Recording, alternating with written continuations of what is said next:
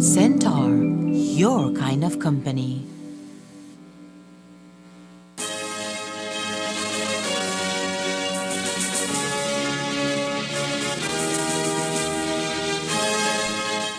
Tonight on Ctv3 News, the population of more than 20,000 birds housed at a farm in Blue Creek placed on halt. Minister of Agriculture Jose Mai explains why. Transfer of membership from one cane farmer association to another must take place under the time stipulated by the Sugar Act, says Minister Mai. GOP yet to respond to the PUP's Northern Caucus demands for intervention in current impasse between BSCFA and BSI ESR, and a reduction in the price of LPG. These are some of the stories we have for you tonight in our newscast for Wednesday, September 14th, 2022.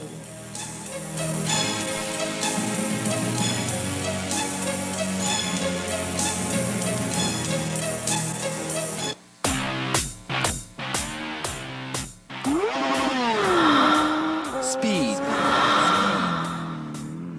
Everyone wants more. Internet is more than speed. That's why Centaur's Internet Express offers you wall-to-wall coverage with its Wi-Fi extender. Just plug and surf. Stay connected as you move around your home with Centaur's Wi-Fi extender. Can your internet do that? Centaur, your kind of company. Ever since I was a kid, I dreamt of going to Mars. You can keep my dream alive. Come with me. You cannot, under any circumstances, leave my room, okay? Only for 35 days.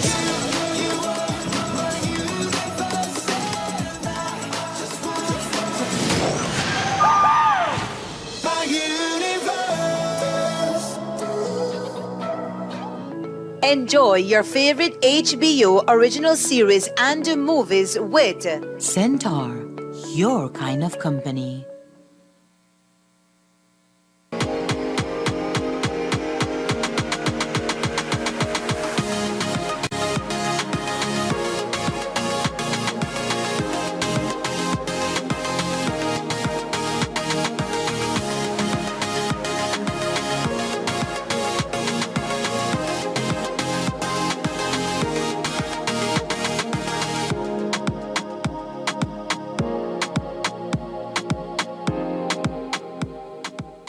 Es un hecho que tu crédito dura más con Smart.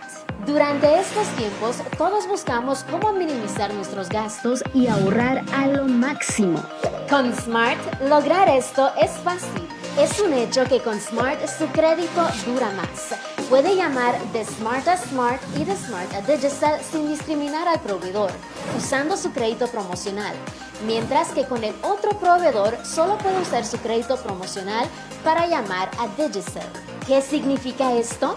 Su crédito promocional, ya que viene gratis al hacer sus recargas en temporadas de Double Ups, le otorga llamadas gratis a cualquier número nacional. Sigue con Smart y ahorra más dólares. I met Alex on the plane. When I woke up in the morning, he was so alive. I think they know you're lying. Enjoy your favorite HBO original series and movies with Centaur, your kind of company. Get her off that stage.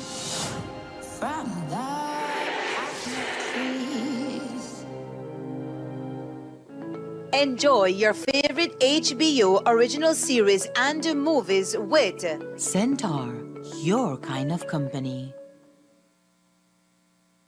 Tonight we're really late. I was so much fun since the pandemic forced us on lockdown and like my online classes and it was so stressful. Oh my God. And I bet you're glad that you finally get out. Yes, that's true. And that girl, you may let loose. I never did expect that from you. Oh, Melanie. Well defended again by Beverly. Everyone, this is a nice one. George the drive and the finish. Posting up Marcus Morris. My gosh. Look like COVID hit on real hard. My gosh, Melanie. Now you the top.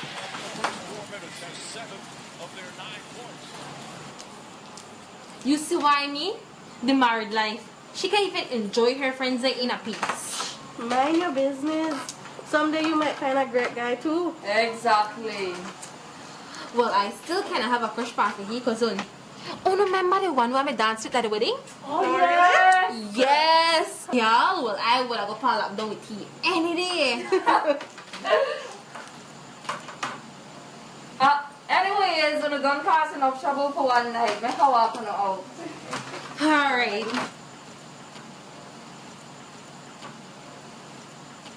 And now I believe I have to go to that place at 5 o'clock tomorrow. Bye. Bye.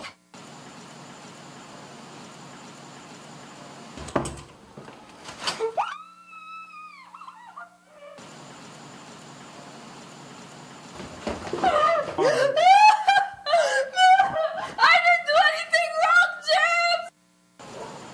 Hey, morning. Morning.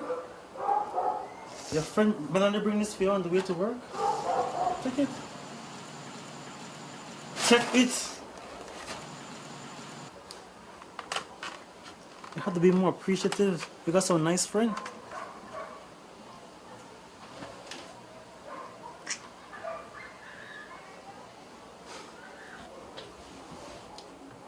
And remember, nothing never happened last night, right? Right?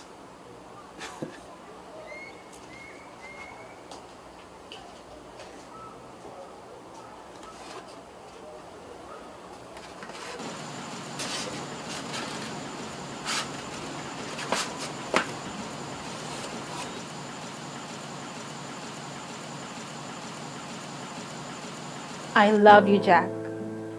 You have to do this for you. There's nothing to fear but fear itself. Your future self will thank you.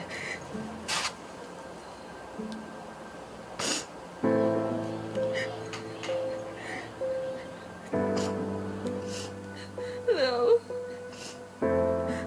I need help. During the COVID-19 pandemic, women and girls were at the highest risk of suffering domestic violence.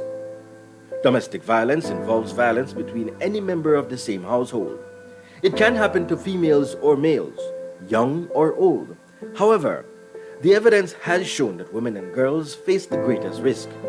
That risk has heightened due to the impacts of the pandemic, including job losses, mounting stress, and restrictions to movement and recreation. We can all help to combat violence against women and girls during the COVID-19 pandemic. Just like Melanie did, you can reach out to someone who is struggling and help them to find a way out. It is never easy, but together we can fight this. Belize will not be safe until its women are safe. Secure Belize.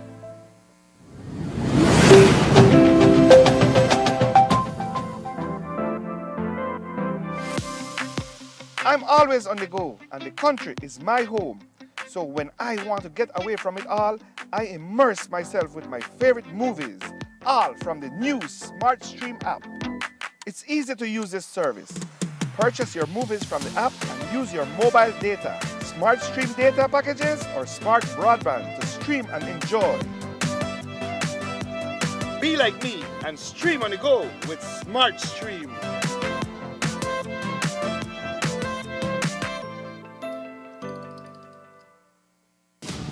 Ever since I was a kid, I've dreamt of going to Mars. You can keep my dream alive. Come with me. You cannot, under any circumstances, leave my room, okay? Only for 35 days.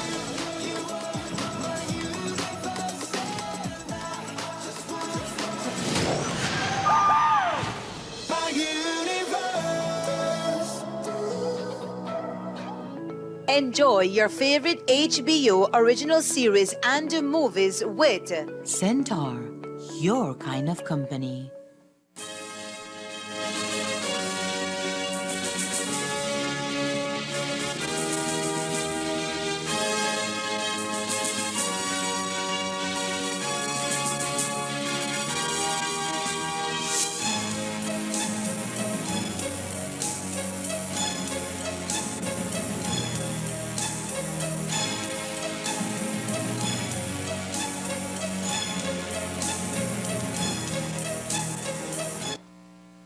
Good evening with your news, also simulcast on Fiesta FM 106.7. I am Joanna Rodriguez.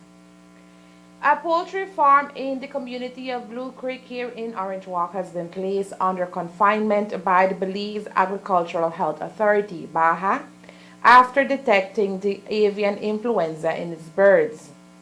As we reported yesterday, samples taken from the farm tested positive for the bird flu on September 9th, and further testing revealed that the influenza was of the subtype H5, but the pathogenicity of the subtitle is yet to be determined. Containment measures have been put in place to restrict poultry products exiting Blue Creek. The depopulation of the affected farm that was scheduled for today has been placed on halt. Minister of Agriculture Jose Abelardo Mai told us why the decision was retracted.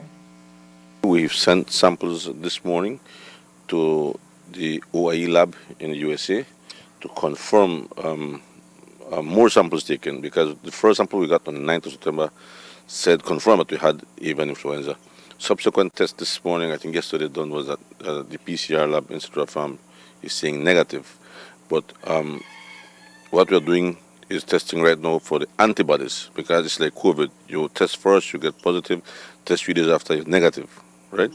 So right now we're testing for antibodies. We have pushed the pause button because we were supposed to start the depopulation. It means killing the birds that are infected or the barn that was detected. But we pushed the pause button until we get confirmation from USA and from our labs in Belize, our PCR lab in Belize. Yesterday in an interview with Mr. De Paz, he mentioned that in fact, yes, there was one index farm so far, and there were approximately some 24,000 birds there. And once one bird is infected with the avian influenza, that all it needs to take for an investigation to be carried out. The depopulation was scheduled for today. Could you further explain why it was halted after a representative from Baja had indicated that it would take place today? Because we had to take more than one sample. We have to be absolutely sure with scientific evidence that this is a heavy outbreak and that the virus is present. We cannot take any risk here. But also we have to bear in mind that slaughtering or depopulating 25-ton birds is a heavy economic loss to the farmers, the producers. So before we act, we have to have scientific evidence that there is enough reason to depopulate. Even the farmers, if we have more tests and they're positive, would say to us, please go ahead and depopulate because it's a risk that they're taking. So we just have to be absolutely clear, Kabi, what we're doing. So, Minister, what we're saying is that at that particular farm where the influenza has been identified, we don't actually know how many of the birds are actually infected, or if it's half, a quarter, or majority of it. We don't know that as yet. Testing is ongoing right now for that, Kabi. By this evening, we'll be getting an update and we can give you more information. What would be the loss for that farmer if we would see his entire birds depopulated? Kami, the entire poultry industry is valued at about $114 million. You're talking about poultry in about 100 million, 98, 99 million, I think. You're talking about turkeys, another 2 million, and then you have eggs. That brings it all up to about $113.5 to $114 million. So if you multiply 25,000 birds by 3 pounds just weight, 3.5 pounds just weight times 2.25 cents, you would know exactly what is the size of the loss. According to Minister Mai, a decision to depopulate an entire farm is made after consultation with a task force and based on scientific information. Protocol calls for a task force to sit, plan, and decide what they will do. It's not a one person who decides this. And on that task force, you have the Poultry Association, Baja, Orissa, our Partners Development, Ministry of Agriculture. All of them sit and decide to implement the protocol.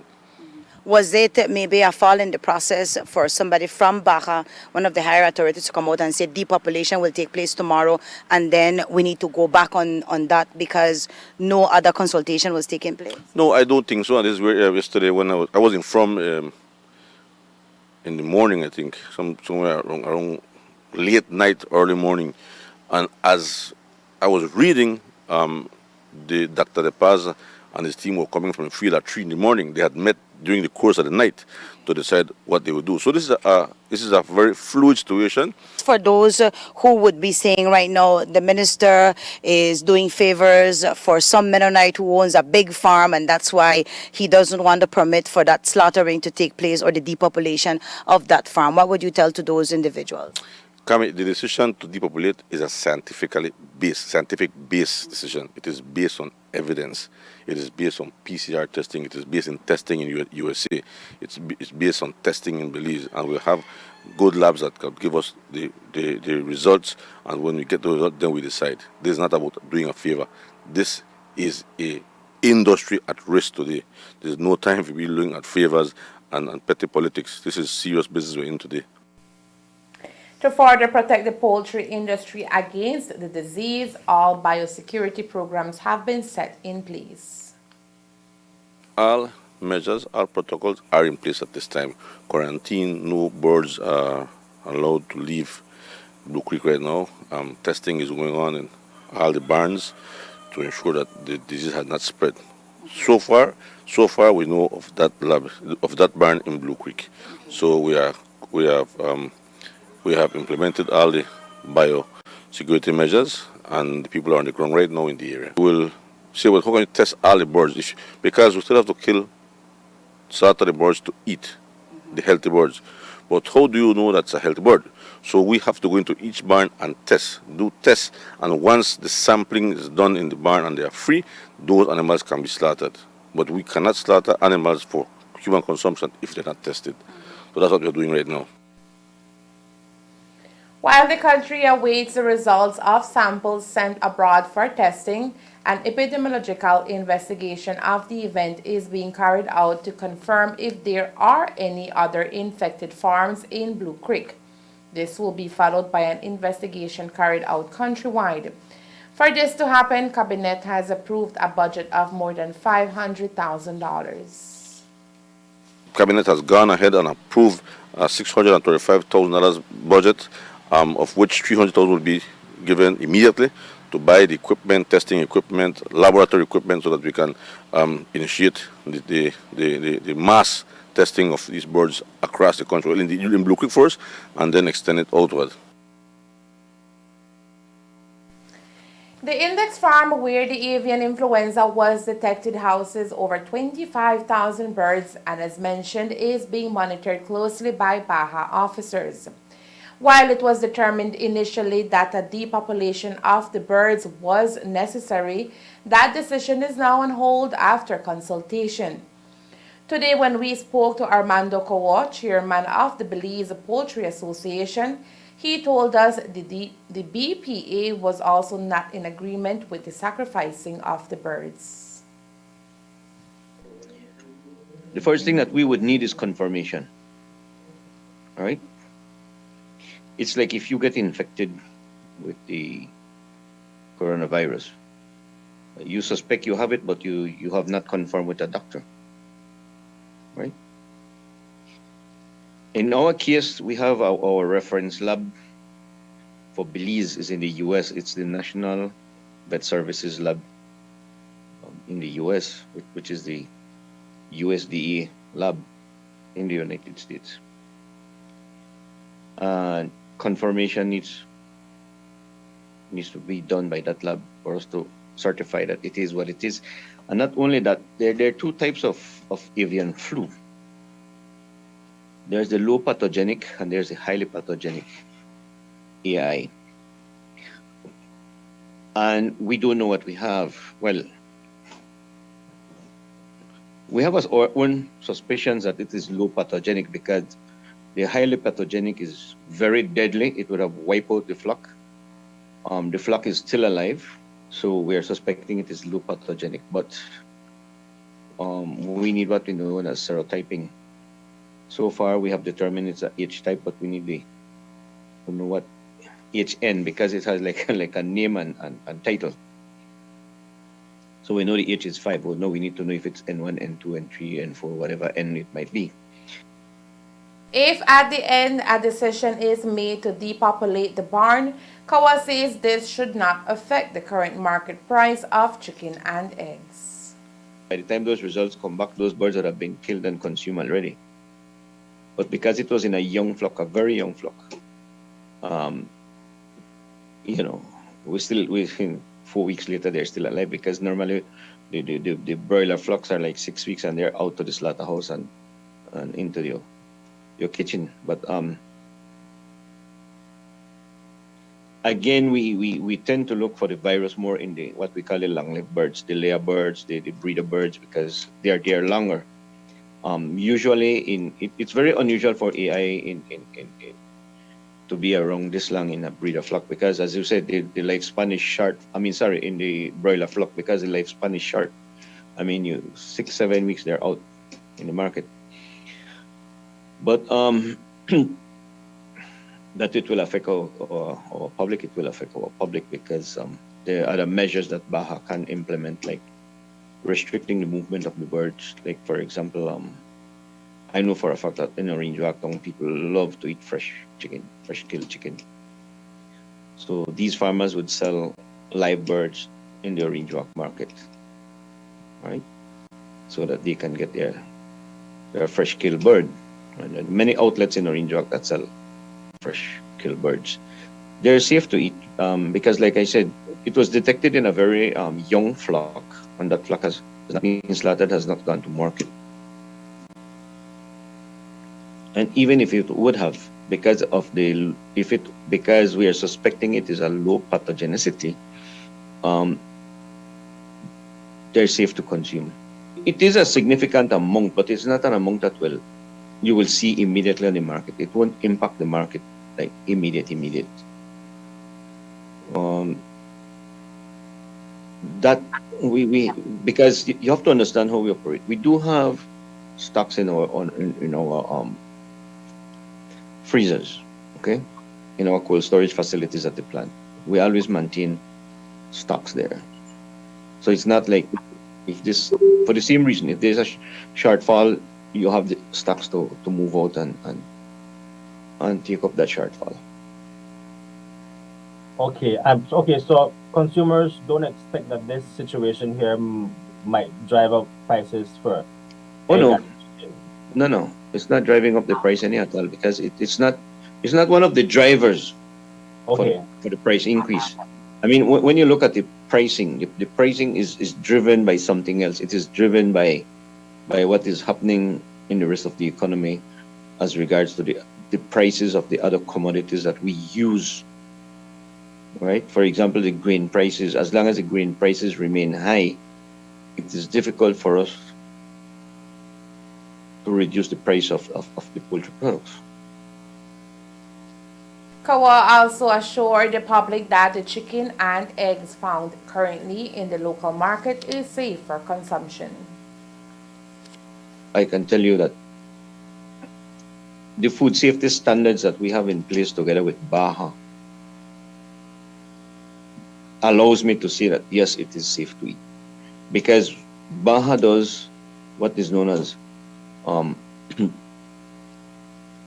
antemortem, which means that before they are slaughtered, Baja tests them. Randomly, birds are taken off the crates and tested before they are sent to the slaughter, and they are tested after slaughter. And we look at certain key indicators, and we can say that the food is safe and wholesome. I just want to assure our consumers, that there's no need for panic buying or shunning the products or whatever. We had an experience in 2015 when in Spanish Lookout we had an outbreak of AI. Again, same type, more or less. It was not the highly pathogenic one, it was low pathogenic. And products were continued to be placed on the shelf and people were still consuming. So, it's like I said, there's no need for concern right now in terms of consumer running out and saying, well, I'll buy me whole stock of chicken because they are not contaminated, the rest will come behind contaminated. No, it's not like that. All right. So I want to assure them that it's okay. Everything is we're working with Baja to make sure that everything is taken care of and that the disease does not spread within the Blue Creek community. Late this evening, Baja's Director of Animal Health Department, Dr. Miguel De Paz, confirmed to Ctv3 News that the avian influenza virus has been detected in another poultry farm in the Orange Walk district, this time in the community of Shipyard. The farm houses some 4,000 birds. According to De Paz, Baja conducted PCR testing in poultry samples today that detected antibodies of the virus. Last Wednesday, the PUP's Northern Caucus met with members of the Belize Sugarcane Farmers Association, BCFA, to listen to the recommendations being tabled by the association during the ongoing negotiation of a new commercial agreement. Following that meeting, the PUP Northern Caucus released a statement in which they indicated their support for the recommendations being put forward by the cane farmers.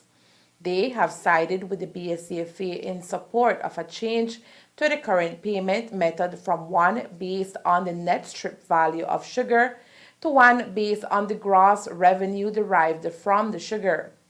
Those negotiations, which are aimed at having the parties agree to a commercial agreement before the start of this year's sugar crop in the next 4 months or so, are currently ongoing, with both parties holding firm to the positions they have already put forward. Minister of Agriculture Honorable Jose Mai, a northern cane farmer himself, said that an agreement has to be reached even if government intervention is necessary. In addition to an upgrade to the payment formula currently being used by the mill, the Northern Caucus is also calling on the government to urgently look at the outstanding premium payments to BSCFA for sugar sold under the Fair Trade label. The Northern Caucus in its release also called on GOB to urge the BSCFA and ASR-BSI to meet as soon as possible to reach an agreement equitable to both. As mentioned, the call to government was made last week and we are yet to hear a response from them. And that's because the matter is under discussion, says Minister of Agriculture, Jose Abelardo Mai. It was not discussed in cabinet yesterday, but we are working on it. Minister Courtney is working on it through his Ministry of Foreign Trade.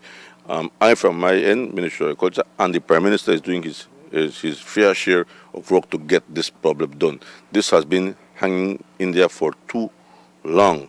We are going in circles, like dog chasing our tails, and we're not advancing. So everybody is fed up with this. We need to come to an end and have an agreement. So at some point, we will write to them and say you will meet for 3-4 days and you will come up with an agreement.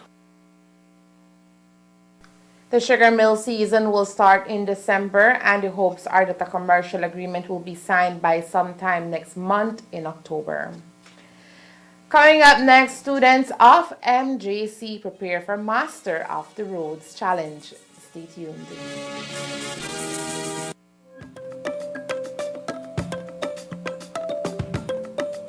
What is Amnesty 2022? An opportunity for undocumented immigrants living in Belize. Belize wants to help you to live freely and continue contributing to those communities you and your family now call home by offering a pathway to permanent residency. Why should you apply? In doing so, you remove barriers and reduce the difficulties faced living as an undocumented immigrant. Applying is easy. Go online to www.immigration.gov.bz for more information. Find out if you qualify, how to apply, what documents you need, and how to book your appointment. Be prepared. The registration period will be from the 2nd of August to the 30th of November 2022. Belize Amnesty 2022. Let's continue to build Belize together.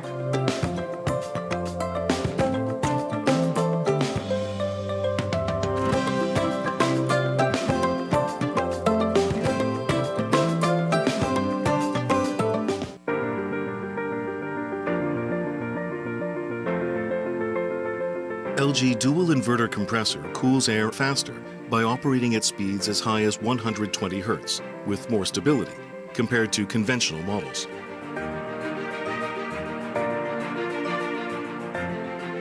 It also saves up to 70% more energy by operating at speeds as low as 10 Hz with more stability.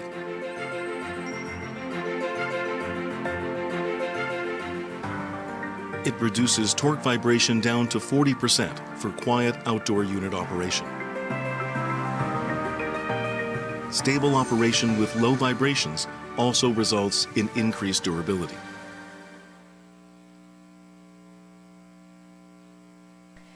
Minister of Agriculture Honorable Jose Mai today weighed in on the ongoing matter within the sugar industry stemming from a letter issued by the leadership of the Progressive Sugarcane Producers Association and the Corozal Sugarcane Producers Association to Chairman of the Sugar Industry Control Board, SICB, Marcos Osorio, claiming interference from the SICB and the BSCFA in the process of cane farmers wishing to move from one association to the next.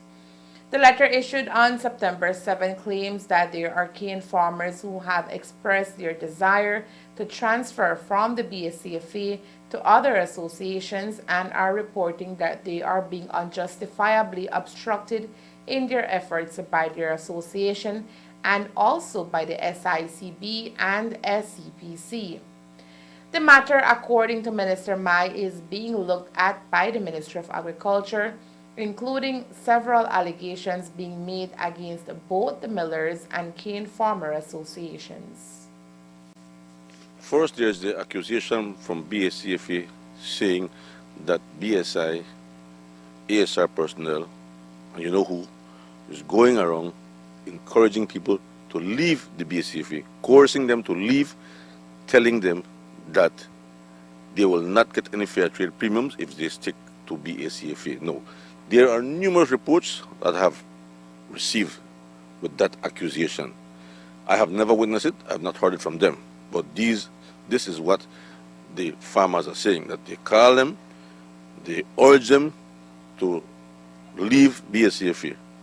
Now, I understand that Progressive and the other associations you named are encouraged or are encouraging their producers to leave. There are two things. There is the association bylaws and there is the Sugar Industry Act. The Sugar Industry Act is the law. The bylaws are below that. Now, I am being told, because I haven't read it yet this morning, but I am told that the Sugar Industry Act states that there is a closing time for transfers. It's just like transfer period from one electoral division to another. It is in July and August, and it ends on the last day of August. Similar to the sugarcane farmers. If you want to transfer, you do that before the end of August. That's what the law says.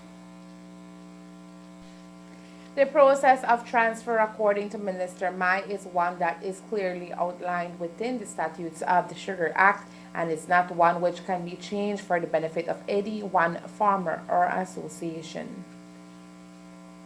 If ASR, BSI, or the other associations want farmers to leave, they should have done that before the end of August, as I know the law.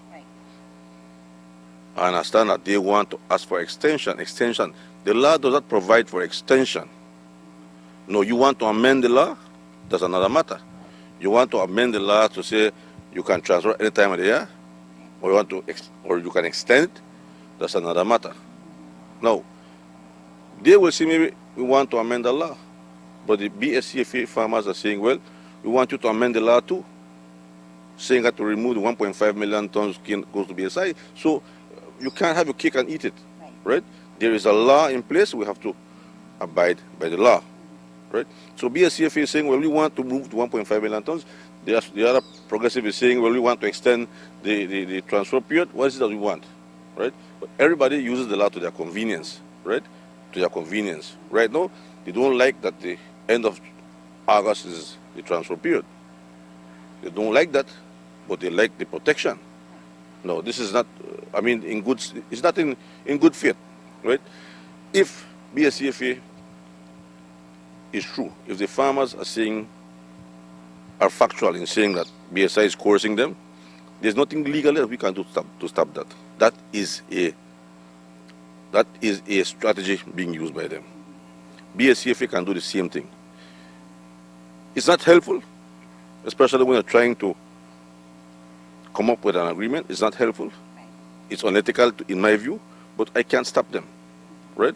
But BSCFA can do their own campaign too, saying, guess what, stay with us, we will have an agreement, we will have fair trade funds. And I don't see it happening under my leadership. We will respect the law. They have called, they have made calls. There is, as a matter of fact, in the courts right now, the Sugar Industry Act being challenged. So we will see that through. But I don't intend to meddle with the law at all right now. That's my recommendation. It will remain as it is until we finish the draft of the new law coming in.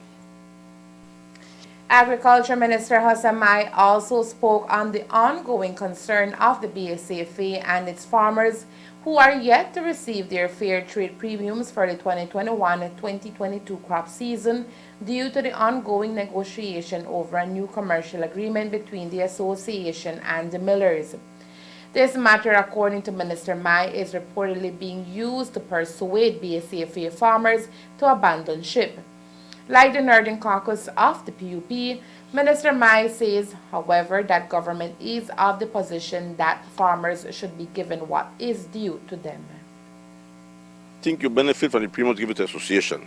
So I think that what I'm told, what is being reported out there, is that the tactic that they're using is to say, listen, if you remain at BSCFA, you will not get fair trade premiums because you will not get any fair trade premiums. Now, BSCFA is saying, no, we are working towards that. We're going to get our fair trade premiums. They are saying, and I've seen the evidence, we are certified by fair trade. We have 3 years certification. Our defaults have been corrected, and we have been fair trade certified. We're in good standing. So they don't see the reason why they're not getting the fair trade. But if you read the release from the Northern Caucus last week, the government is supporting, the Northern Caucus is supporting that the farmers be given their right amount, the right due of fair trade premiums. The Northern Caucus is supporting that. And the Northern Caucus is a powerful arm of the PUP. It is one of the strongest caucuses in the country. So the support is there for BSCFA, for them to get their fair trade premiums.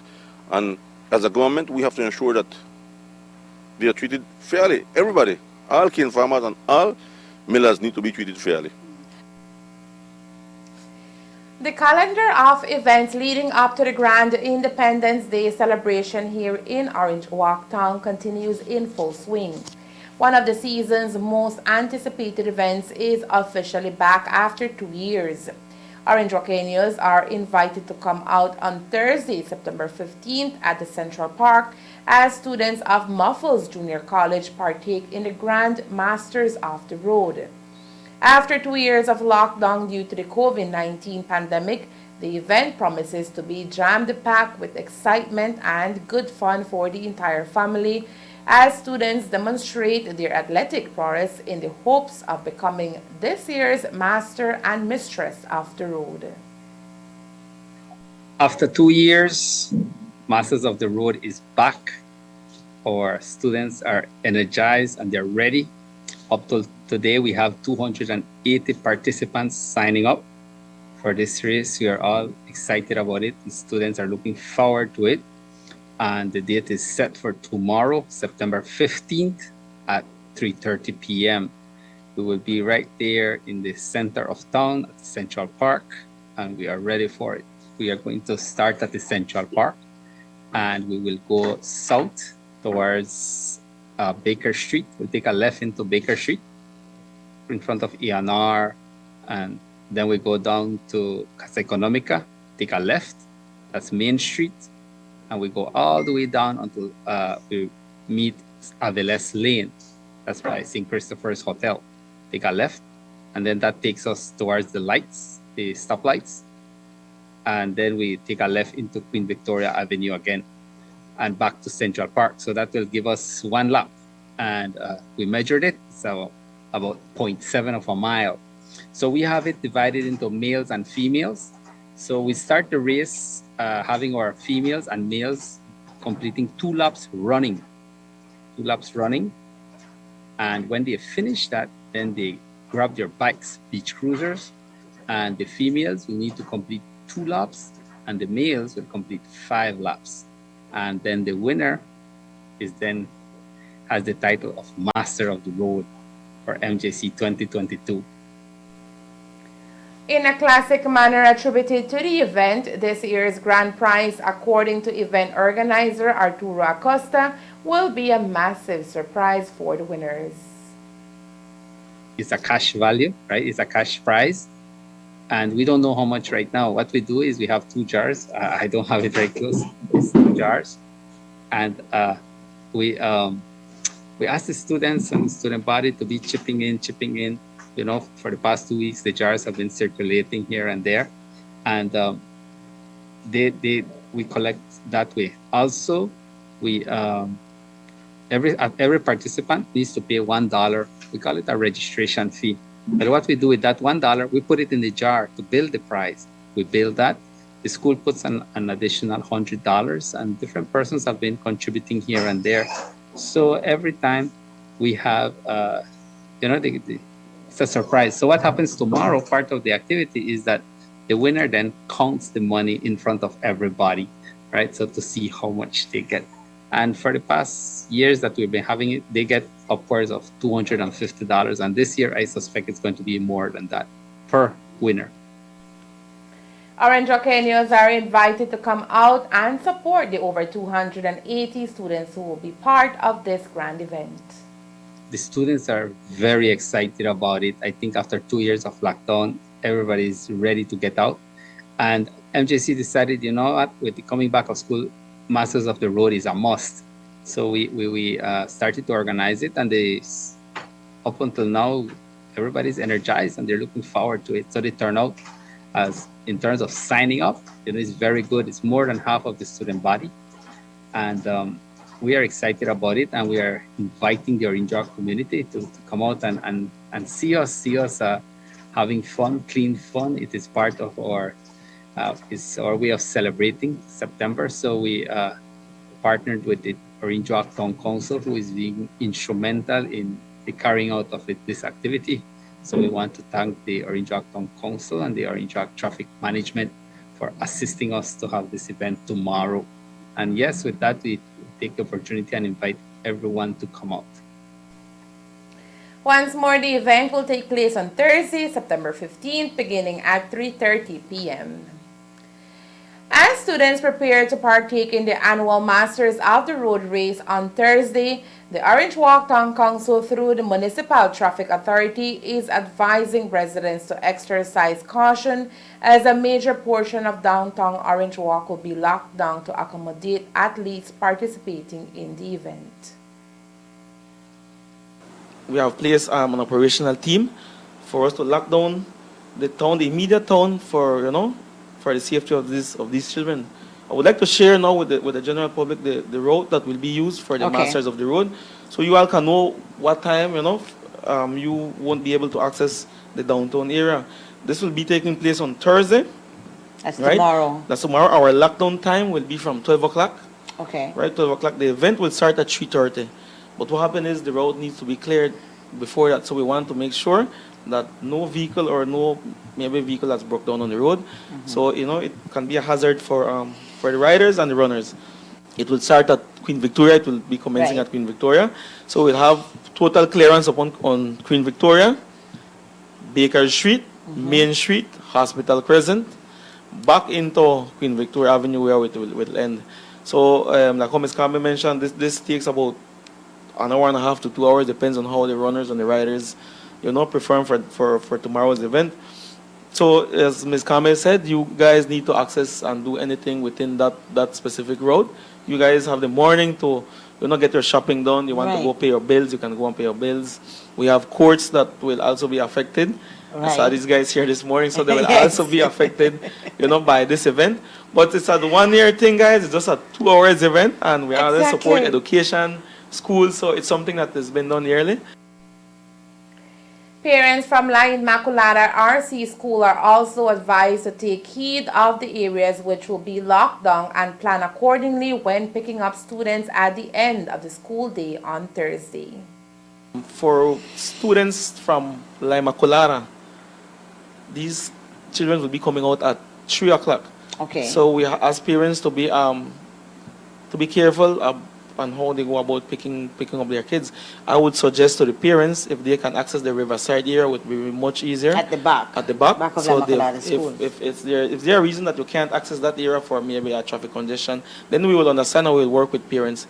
The point is we need to have the road clear by 3:30. Right. When this event commences. No, it's like I said, it's 200 students that will be riding, and some of them will finish their running before. Some of them will be jumping on their bicycles, so we'll have riders along with runners on the road. Right. So that is already kind of hazardous. So for us to have vehicles or bicycles on that road would be an additional hazard to these students, right? We're doing the best we could when it comes to working with the people that want to access their business area, but then again, we still ask for compliance. We have people at ANR, we have people at Smart, we have people that do their shopping at People's Store. We are trying to work hand in hand with these people, and that's the reason why I'm here, for these people to know that we will be locking off the road, and we will work with everyone the best we could. We just ask for compliance when it comes to, especially the lockdown time, which will be at 12. 12 o'clock, you will see transport officers going through the road, asking drivers to move off the road, to have clearance. And we'll be placing barricade at this location that I have mentioned, along with some caution tape.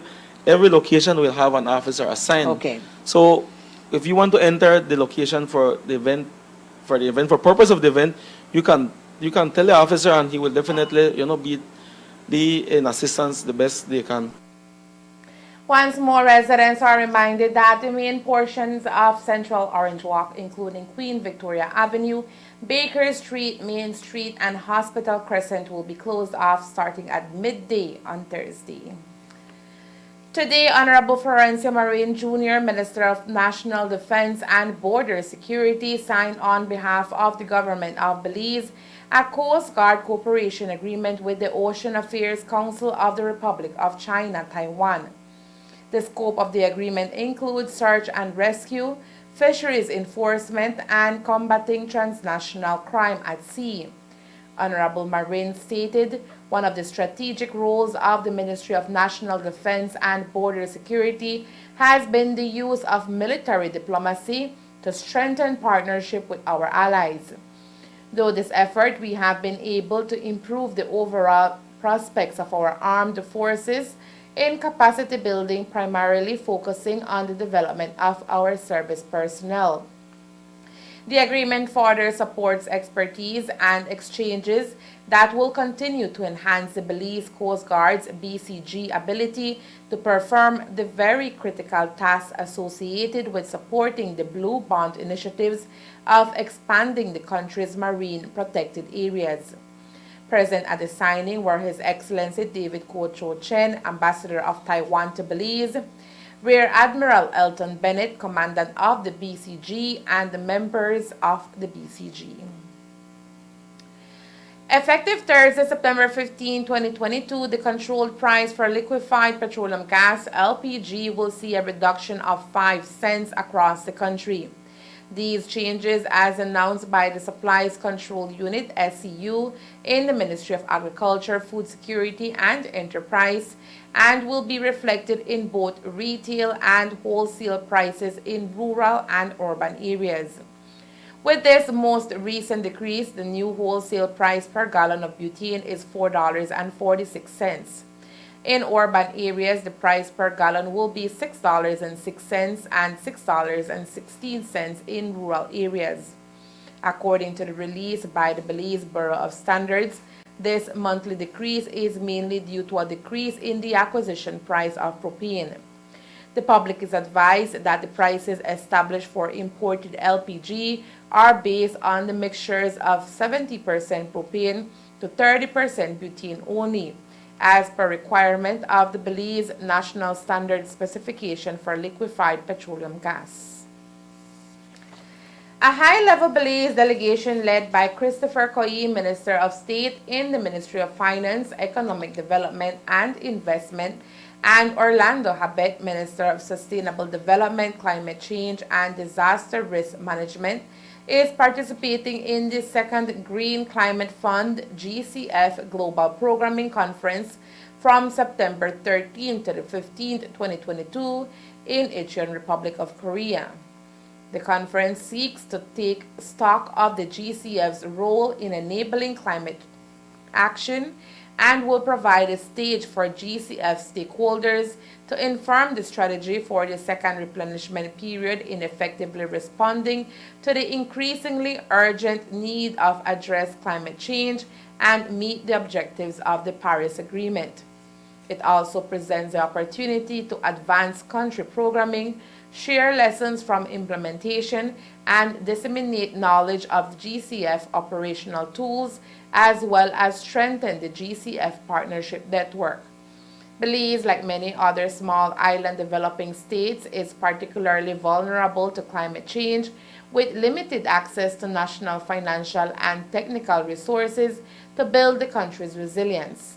Recognizing the need to take proactive actions, the government of Belize has focused efforts on acquiring support for resiliency building from key funding agencies such as the GCF. Minister Coyi presented on behalf of the delegation and expressed Belize's appreciation to GCF for mobilizing climate finance for the country's resiliency building, particularly in the project implementation of the Resilient Rural Belize program, of which $4,829,600 was funded by GCF through a grant, with a view to enhance Belize's access to climate finance on a timely basis and to ensure the efficiency of project implementation. The minister urged the fast tracking of accreditation of national entities that can serve as effective implementing partners and for the program approval process to be further simplified. Minister Coyi also recommended that GCF makes direct allocations to Belize for building national capacity. The government of Belize is looking forward to the continued partnership and support from GCF. Also representing Belize at the Global Programming Conference are Dr. Louise Zabani, Minister of State in the Ministry of Education, Culture, Science and Technology, Dr. Osmond Martinez, CEO for the Ministry of Economic Development and National Designated Authority for GCF, Dr. Kenrick Williams, CEO in the Ministry of Sustainable Development, Mr. Carlos Paul, Director of the Climate Finance Unit, Ministry of Economic Development, Mr. Leroy Martinez, Economist and GCF Focal Point in the Climate Finance Unit, Ministry of Economic Development, Mrs. Nayari Diaz Perez, Executive Director of the Belize Protected Areas Conservation Trust Pact, and Mr. Eli Romero, Project Development Officer, Pact. And that's the news. We invite you to join us for another newscast on Thursday, September 15th here on Ctv3 and Fiesta FM 106.7. Remember that to read a text version of the news, you can visit our website at ctv3belizenews.com. You can also log on to our Facebook page for current stories at facebook.com/ctv3belizenews or our YouTube channel at Ctv3 News BZ. Remember to wash your hands and remain safe. From all of us here at Ctv3 News, thank you for watching and listening. Good night.